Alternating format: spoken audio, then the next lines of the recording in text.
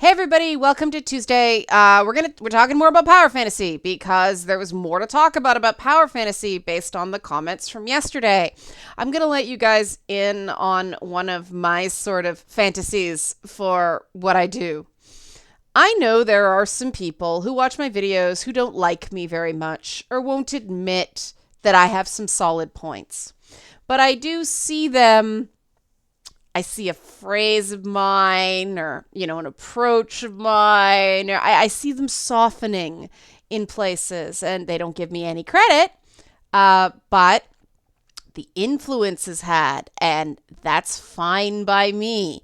I think that if we can show here that if we can have productive discussions about things instead of things just devolving into culture war nonsense, then that's an example. And people can't claim anymore that it's not possible. I know that was a double negative, but, Now, people don't give me credit for this. If you want to give me credit for this, help support this channel, become a monthly patron, patreon.com/Leanna K. There is something coming up for Boss Fight Episode 5 that will be patrons only participating, just because I need to cut it off somehow and do some screening for quality control. I need people who are going to behave themselves. So if you're interested in participating, even in a little way, in Boss Fight Episode 5, become a patron. That's where it's going to be done. Okay, so one thing I noticed from the comments yesterday is that it seemed like people were using different definitions for power fantasy. And I found that very curious. And I actually looked into it. And there actually are two main competing definitions for power fantasy. Well, that complicates things, right? The one I have used is a story in which the main character has an improbable amount of dominance. The Trials of Hercules, right? He has superhero strength and speed and all this stuff, like gifted by the gods. That was my understanding of power fantasy. But there is another definition of power fantasy that actually does get used, which is power fantasies are, how is it put?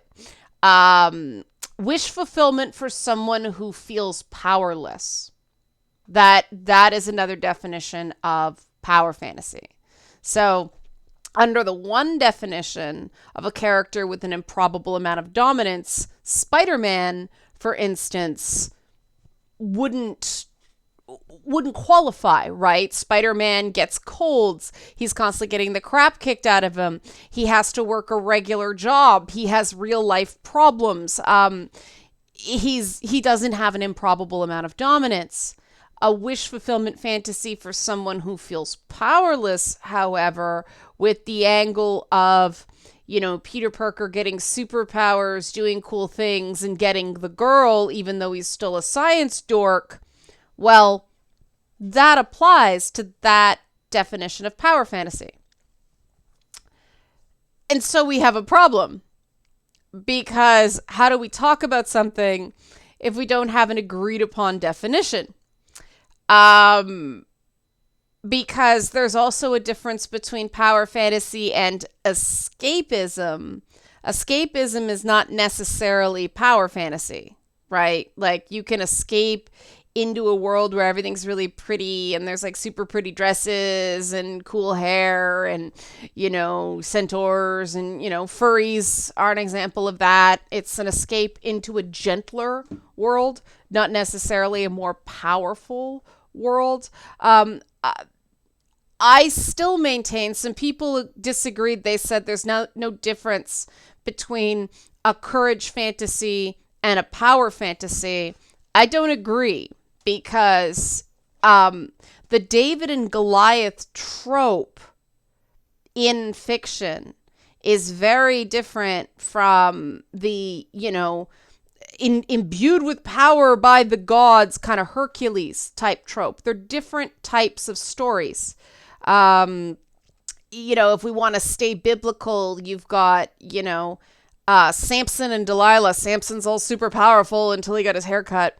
But then you've got, David and Goliath, and David isn't very powerful. All he needed was the one pebble in the right place. Is that a power fantasy?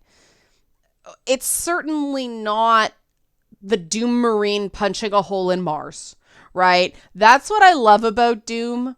It's unabashedly power fantasy. He punches a hole in Mars. Okay, I think it's Mars. The point is, it doesn't matter. He gets fired out of like this giant cannon and punches a hole in the planet. Or he blasts a hole in the planet with a cannon or something like that. See, I don't even remember the details. I just remember it was fucking cool and stupid and over the top and not connected to my real life at all. And the thing is it a complicating factor that there's two different definitions and nobody can agree on what it means? Yes. Can we still move forward without picking a side? Also, yes. Hear me out, okay? One thing we can agree on, hopefully, is that power fantasy is actually tied to idealism.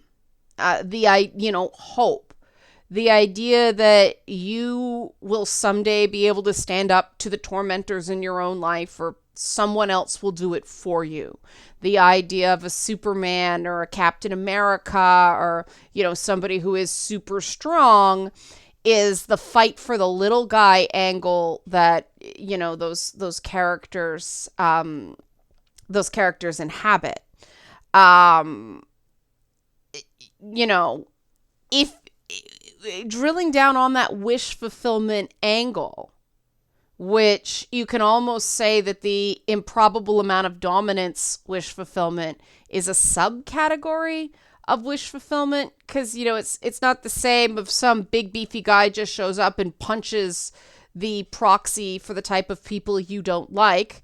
It's not the same as, say, a group of people getting together, get Petey out of the pound, Little Rascal style, right? Different things, right? But if we stay on the idea of wish fulfillment, we can examine how a story fulfills the wishes. You can tell I thought a lot about wishes if you watch Boss Fight episode 4. The central question to power fantasy, no matter what definition you use, is what the hero does with that power.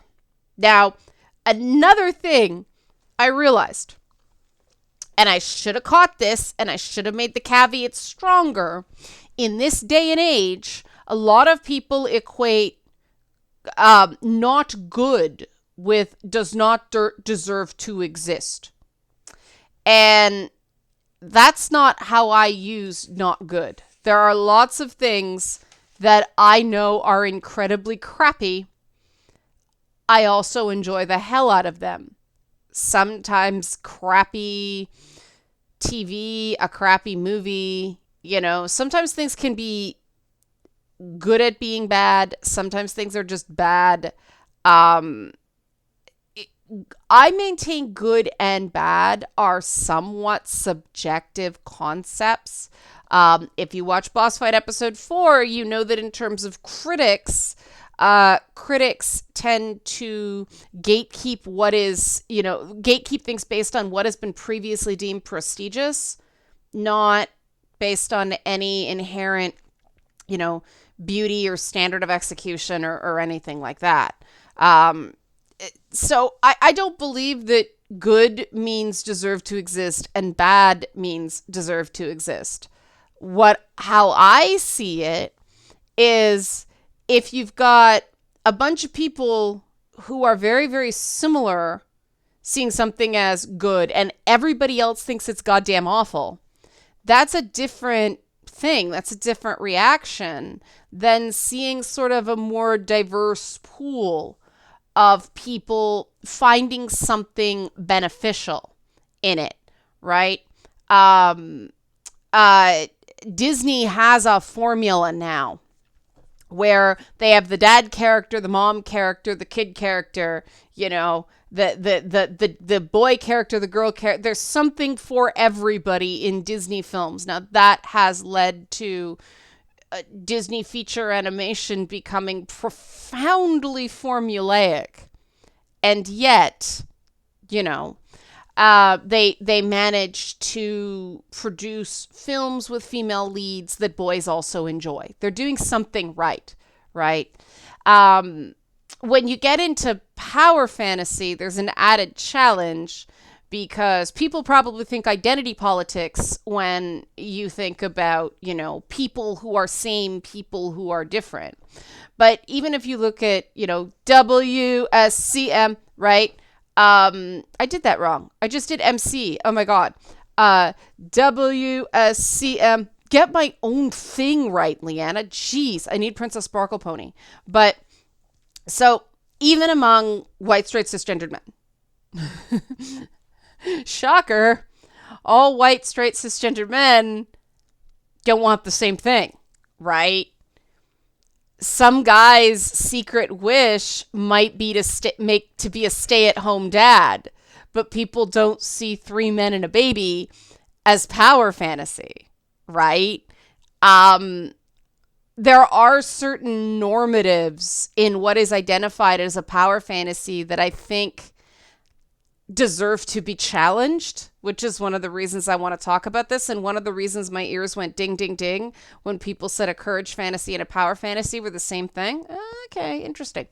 Not all people want the same things, right? And this complicates power fantasy because if you don't have a relatively inclusive power fantasy, you risk alienating large portions of the audience, right?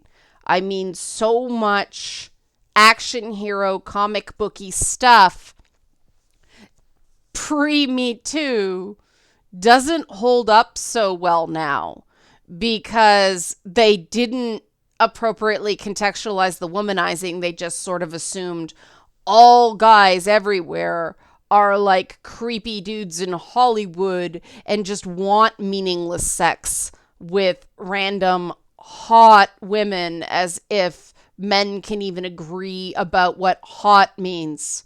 We're all on the internet. We know so many guys love the thick, and the thick is not appropriately represented in television. That was one of the things I learned from working in television. I was like, I'm just, before thick was a thing, I'm like, I'm going to put what's now known as thick women on TV alongside skinnier women because I think they're hot.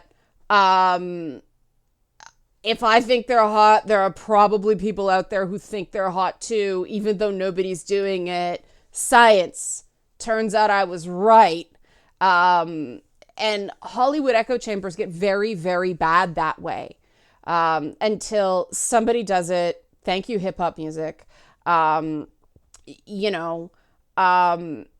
But this is the problem. If you get too tunnel visioned with your definition of power, you risk alienating large portions of your audience. And then that's where you get the backlash. That's where you get the people complaining. That's where you get, the fair argument that things are too samey. And you can say, this is too samey. Please broaden your definition of what power looks like without demonizing it, right? And that's not the same as something being badly executed. That's just, not thinking outside the box. They're different issues. The reason Disney keeps cranking out billion-dollar movies is they understand this, right? If you want to make a lot of money, you have to make a movie that that a lot of people think is okay or good enough, as opposed to a small niche group of people who think a movie is fantastic, but other people find polarizing, right? The easiest way to be more inclusive is to not reduce your supporting characters to props. Obviously, Disney has done this very well with the Marvel movies. The fact that they, made almost an entire series with WandaVision with supporting characters from other franchises. I mean, that was a supporting character Voltron, right? Between Darcy from Thor and dude from Ant-Man and, oh God, I'm forgetting the other one. But there was, and who was the big breakout character? Agatha Harkness, right? Like, so many people are on Team Agatha because they allowed those secondary characters to shine. What's her name? Monica Rambeau, from Captain Marvel. That's why I couldn't remember it. Right. So some video games, like Doom, solve the supporting character as props problem by having very few supporting characters in Doom. It's very much a lone dude with a gun thing, right? And fists and severed limbs and energy swords, Halo is so similar to Doom, but it solved the problem by giving supporting characters cool designs and big personalities, though Halo, for whatever reason, they leaned into that hard in Halo 2.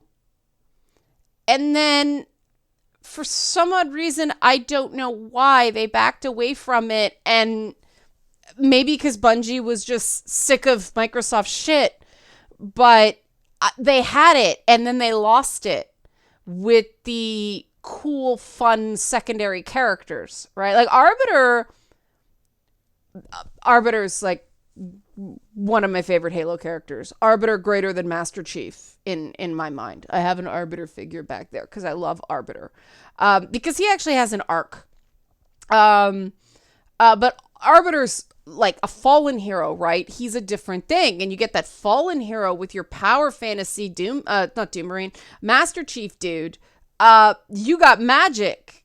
And then you got Cortana, who's like her own thing because she's like super smart supercomputer, right? And then you got like, Guilty Spark, and everybody goes, but everybody loves Guilty Spark because of that. And then you got, what's his name? Johnson. Everybody loves Johnson, even though all Johnson kind of does is yell. You create space for other people who, hey, maybe I can't be Master Chief and I can't be Cortana and I can't be Arbiter, but I can be, the guy from Ant-Man having adventures with them, right? You create that space. Now, that's way easier to do in... No, it's not easier to do. Let me try this another way. Video games have a complication with power fantasy. And here Leanna gets on her soapbox that video games aren't TV shows, video games aren't movies, video games are games. That matters. And a lot of this power fantasy discussion has been out of basically the action cinema of the 70s, 80s, and 90s, notably the beefcake cinema of that era.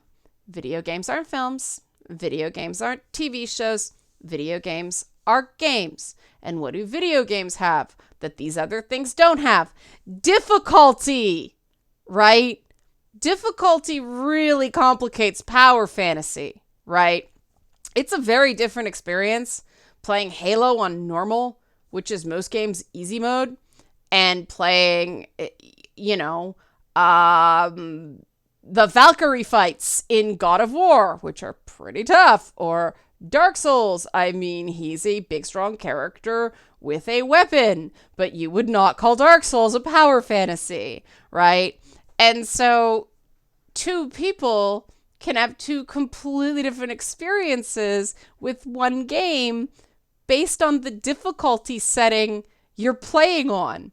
The one for me that felt very different was Gears of War. I don't want to admit how many times I've played through Gears of War 2. I still have my Xbox 360 hooked up just so every so often I can play Gears of War 2.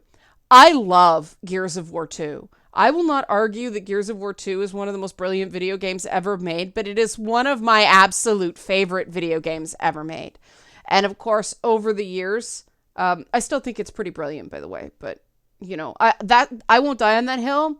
Favorite, love this game. You can't fight me on that.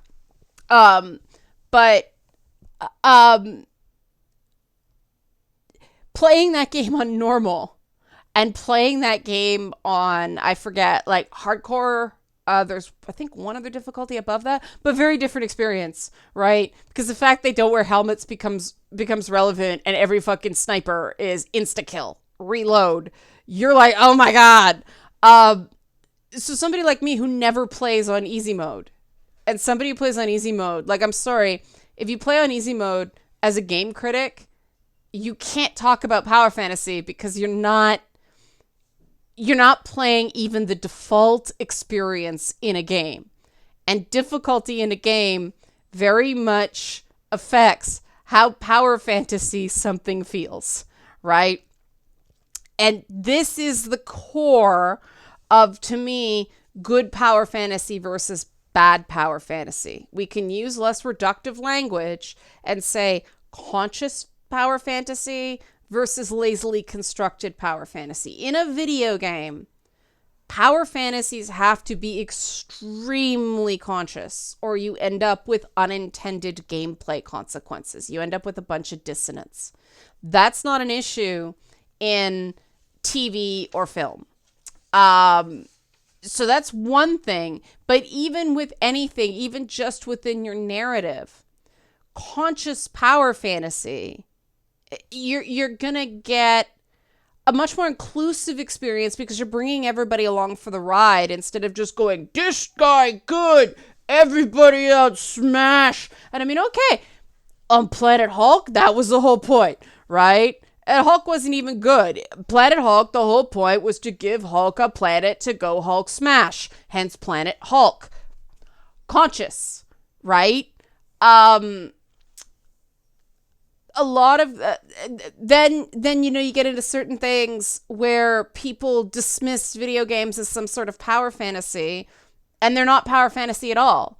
The Witcher is an example of a game like that. What do you mean? The Witcher, he screws all these women and he has 2 swords and he kills monsters. Yeah, but the whole point of The Witcher is that Geralt has absolutely no power with larger world events. He is a epic fantasy garbage man, essentially, / bail bondsman, right?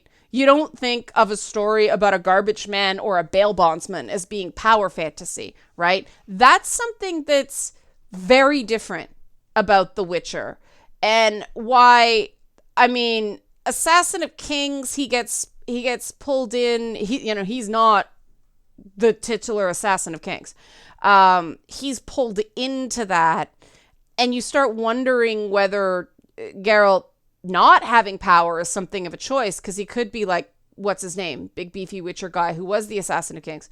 The sorceresses with all their politicking, Triss Marigold actually, and until she loses her job for being the Witcher's whore, she actually has more power in the world than Geralt does. Certainly more influence, and that's part of the reason I got so mad when they did that for that reason. Like, oh, heaven forbid, these guys can fuck everything that moves and it's fine, but Triss has a relationship and suddenly she's not trustworthy and loses her job as if there's nothing else to her. There's an example of don't dick with secondary power fantasies within a game. Because Triss was like, Triss is nice, but Triss still managed to have some amount of influence even though she was nice. And they never really went anywhere with that happening to Triss within the game. It took until Witcher 3 for them to fix that. So, there's an example of, well, The Witcher itself is not power fantasy. There was some secondary power fantasies going on with that they weren't conscious about how they were handled, in part because CDPR almost went under making that game, so it shipped as kind of a mess. But that's just an example. Other games subvert power fantasy structures. Games like BioShock, obviously, big, violent dude, settles everything with smashy, gets to choose whether you harvest little sisters or save them. Yes, so much choice. However, would you kindly, right? Far Cry is another series that I love the design of Far Cry games. I love how they use narrative. I love how that is, to me, that is truly emergent interactive storytelling beyond open world. because there's a bare bones narrative on Far Cry, but the true story of Far Cry is the stuff you do from point A to point B that isn't narrative, it's gameplay. And I love those games. But let's face it, taking down a fort, riding an elephant with a tiger companion and an RPG, right? That's power fantasy, right? The endings tend to subvert it, but the ride, the experience is still power fantasy. It's sort of power fantasy with a moral at the end. But again, conscious, it works, right? It doesn't alienate people. And that's why I thought all the hoopla around, Far Cry 5 was pretty dumb. Those, Montana survivalists, white dudes, they were pretty nuanced for being the bad guys in a game. I thought that was pretty well handled. And this brings us to nuance, and this brings us to, I'm not even gonna get through all the notes I made on this, so I'll leave it here, and maybe I'll do another video. Tomorrow's Wellness Wednesday, so it'll be Feedback Friday. Maybe it'll come up. But this is the real issue with power fantasy, and this is what I want people to start thinking of. Because issues with power fantasy, not well connected, actually come down to the constructs of gender. And that is not saying gender is entirely a social construct. It's saying there are social construct elements of gender that become a problem. Because when it comes to male power fantasy, like I talked about before, people see male fantasy as way too homogenous. Giving no love to thick ladies or desires to be, child carers.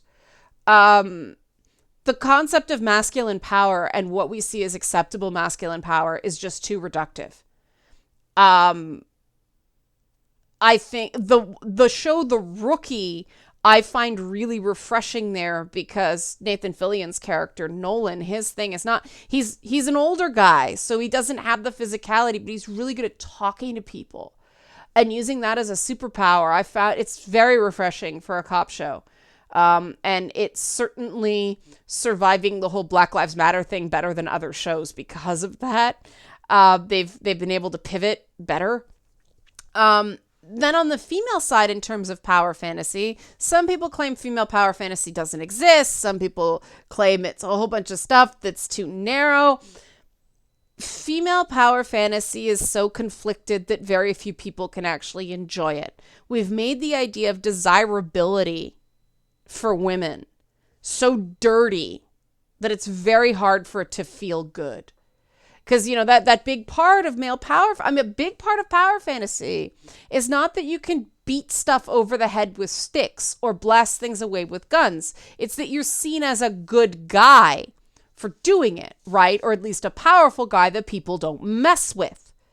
That's what complicates it with women. Because it's very hard to do power fantasy within the virgin whore dichotomy. Either you're a prude or a slut, there's no winning. So some people on some subreddits are like, a female power fantasy is a woman who has agency, who isn't sexualized, and why not? Why not? Why isn't sex a big power for women, going back to the Samson and Delilah story? Sexual women are super powerful, but we've demonized that power. Problem. And this is where I think we can actually make some progress, right? We can broaden the idea of what masculine sphere power is. It's tightened over the years. Like, if you look at stuff from like the 1950s, powerful men were way more cuddly, at least openly, as opposed to the 70s, 80s, like, Rambo, that kind of stuff. I wouldn't say Rambo's a power fantasy, though, but you know what I mean. We've got to have more synergistic power fantasies. Leanna made up a term. What does this mean?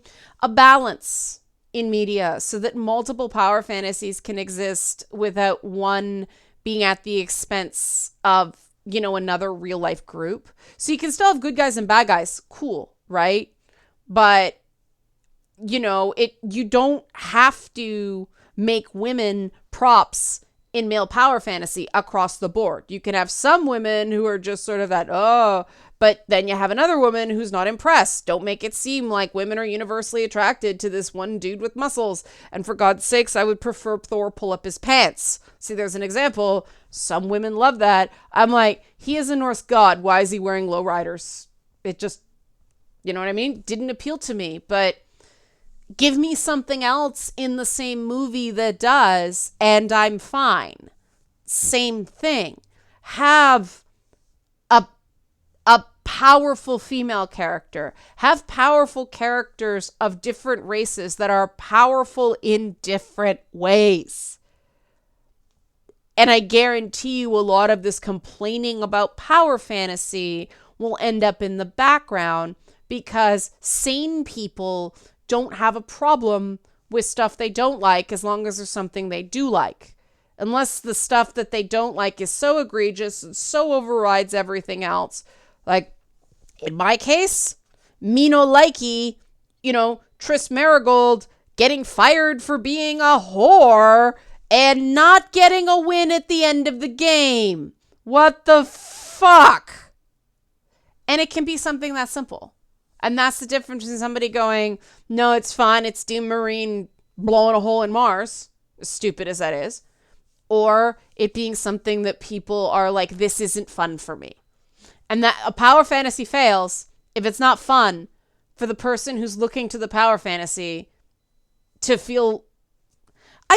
Power fantasies don't make me feel powerful, frankly, because it's not me. And I know it's not me. I'll never be universally beloved like that. So power fantasies kind of backfire on me, but I understand how that works, right? I love Gears of War 2 because I can be a pug ugly guy who's just a grunt, and it's the camaraderie. It's the friendship it's a friendship fantasy for me, that those guys have each other's backs, even though they're very different and don't always get along. Because I will never live in the world where I am raised up on some sort of pedestal as some sort of beloved icon. I know what my role in the pecking order is, right? I just want bros who have my back. Bros being a gender neutral term, of course. And that's why I love Gears of War. And that's why I especially love Gears of War 2. So, see, it's not a power fantasy. There's something underneath it. So I kind of got cut short because I ran out of time. I have 2 more pages of notes, but let me know what you think, guys. And help support this channel. Become a monthly patron, patreon.com/LeannaK. Thanks for watching.